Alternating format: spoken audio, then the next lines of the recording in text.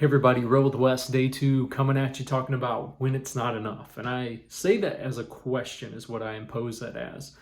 And so we're getting into this psychological thing this week is what we're doing at the same time, where we can get caught in this mentality about trying to do enough, trying to do more, trying to please God, trying to make sure I take care of this, I do this. And the reason I want to deal with this is because it's so easy to get stuck in this psychological hamster wheel of trying to do more, of trying to do more, of trying to do more. And what happens, particularly as Christians, we get caught in the ritual of religion. And really, this is what makes the vicious cycle of religion and man-made, human-made tradition work. This is the kind of one of the foundational things that I'm wanting to rip out. Because if we don't deal with this, if we don't break away from this, we never really truly end up living for God and enjoying life and fulfilling what God has put on our lives and serving humanity in the capacity that God has actually asked for us.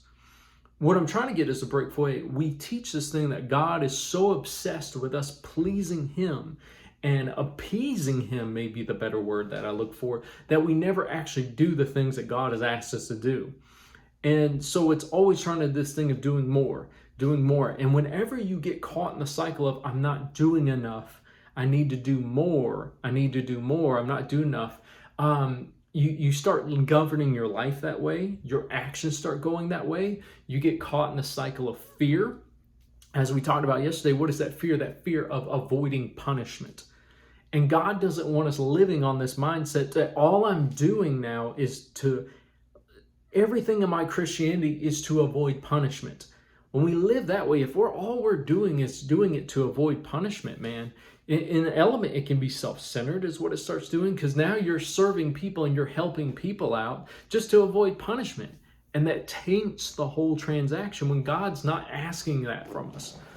God is saying, man, I'm not in the business of punishing people, first of all. And I know that's hard to hear because we get taught that. And then it's like the second part, any punishment or wrath that would be coming from being connected to sin, but from being connected to the enemy necessarily, that could be, Jesus, one, has already completely wiped that out as a ransom and delivered from it. But even then, I'm careful to even say some of those things because it almost leads us back to that message, turn or burn. And that's not the message either. The message and focus, man, God in His love and His nature is not a God of wrath, period. Never was, never has been. I know you're going to throw all the old scriptures. I'm not asking that. But it gives that bite to, I'm not doing enough, instead of just getting out of that rat race, getting out of the hamster wheel, as I call it, and start focusing on, it's not about that. It's not about you doing enough. The truth is, there's an element you need to come to the end of yourself realizing, in one regard, it will never be enough. And that's okay, and settle that. Now, people are like, well, what am I going to do there? Well, you're going to do your best. You're going to pursue God. You're going to pursue growing. You're going to pursue maturing. You're going to pursue loving people better and better and better and better. And improvement and growth and maturity is it. But this form of that we're doing enough, because for you to say, here's what it is when you get this. For you to say, I've done enough, it means I've arrived. Do you hear me? When I say, when you're coming to this mouth, did I do enough? It means you have arrived. Here's the truth. You have never arrived.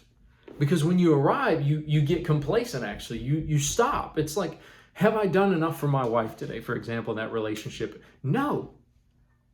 Whoa, that's hard to say. Well, does that make you a bad husband? No. What determines that? Am I pursuing that, though? Am I pursuing being better every day? Am I pursuing growing every day? Am I pursuing loving her? But to say I've done enough means I've arrived. And we kind of get lost in this mixture of all this back in humanism that just really taints this whole mindset and creates that all of a sudden there's some kind of form that we need to do enough. And the truth is, the lie in that, the illusion is that we could ever arrive at enough. And that's the thing, that we could obtain enough. And the whole thing of the Bible, the whole thing of Jesus is you would never obtain enough. And that's why we needed Jesus. That's why we need God, because God is our enough. And settling that we are enough in Him and that He was the one that bridged the gap. But that, like I talked about yesterday, our value, our insight is not determined by enough. No, That's determined that God filled the gaps of enough. And that we as humans, futile is in our efforts by ourselves, would never reach enough. So what do? We realize, let's satisfy this part about enough and find that in God and that Jesus is enough.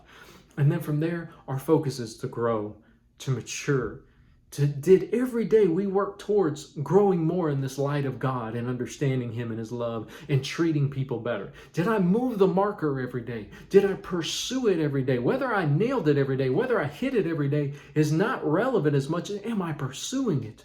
It's the pursuit of those things and growing and yes, achieving and coming further and coming further and coming further is what I'm going to do. That's the whole thing we're pursuing here. So with all that being said, let me breathe and calm down for a second here. Well, the reason we get this, we'll take a scripture like Hebrews 11:6 and said, without faith it's impossible to please God, and we'll emphasize the pleasing God. Well, faith says God's already pleased. Faith says God is already pleased. Why? We're trusting in Him. We're trusting that it's enough.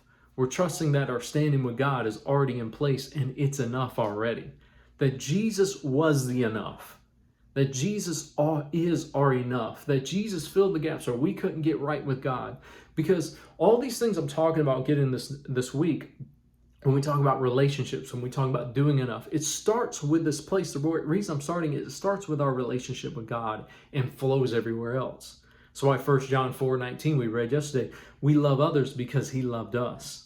So it starts with our understanding of our relationship with Him. If we think all the time we're falling short in our relationship with God, that we're not enough in front of Him, that it will spill over everywhere else. We'll beat ourselves up. We'll condemn ourselves. We'll guilt ourselves. We'll tear ourselves down. And then we'll treat everyone else in every situation around us the same way as what we will do. And that's not the will of God for our lives. God doesn't want us caught in that vicious cycle. The enemy does. Tradition does, religion does, but we want to break out of that so we can really thrive and live in the fullness. So I went a lot of things around. Please go back and re-listen to that because it was just a lot of things said. Let me kind of recap, settle the main points I want you to get. My first point is God does not need your good effort to please Him. He wants your trust in Him that you and Him are good. Because if you don't, you will live in this place of fear of punishment, which is a place of actually unbelief, and keep trying to do things to be enough in His eyes. Settle in your mind today that you are enough in God, that it is enough. Well, what do I do? What do I do? Well, understanding Jesus finished it all. Jesus took care of that. That you don't have to be on this hamster wheel of, I got to do more to be enough. I got to arrive at enough. There is no arrival at enough. Jesus finished it. We couldn't do it. It's okay. I'm enough in Him. And what do we do from there? With our flaws, with our brokenness, with accepting where we are and our weaknesses and faults that we all have, I have, we live in pursuing Him. And in pursuing Him is what we do. We learn to love better. We learn to be more empathetic towards other people's brokenness, towards other people's issues. We learn how to treat people right. We learn how to not lay on heavy, unrealistic burdens for them to try to be enough or arrive at this unrealistic place. And we just spend our life, instead of trying to always arrive at enough in a destination, that we're on this continuous journey of growing, maturing, becoming better, becoming more like Him, made in the image of Him is what we're doing. Pursuing that day to day.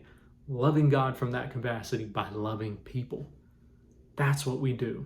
No, I kind of went around a lot of things. I hope that really came across clear. We'll come at it again tomorrow because I realize all these things are going to piece together is what they're also meant to do. But yesterday, it's not living in that fear of punishment like I talked about. Today, it is pursuing Him, living free from this idea that God's going to get us, that God's going to punish us, that we need to arrive at that place and do more enough to avoid wrath and punishment. Get off that cycle, get off that vicious religious system, realize it's not about that God's not expecting that from us. Anything that we could have done wrong, the blood of Jesus is covered. We're satisfied in that. God doesn't need this from us. God doesn't need this from us. What He's expecting from us is to have faith in Him and faith in what Jesus is and be grateful and live in the light and understand that and just pay it forward to others. That's what life is all about. All right, we'll come back tomorrow. We'll do another leg of this thing, but I wanted you to come off this thing that God, the thing that gets this thing is that this is how I got to please God.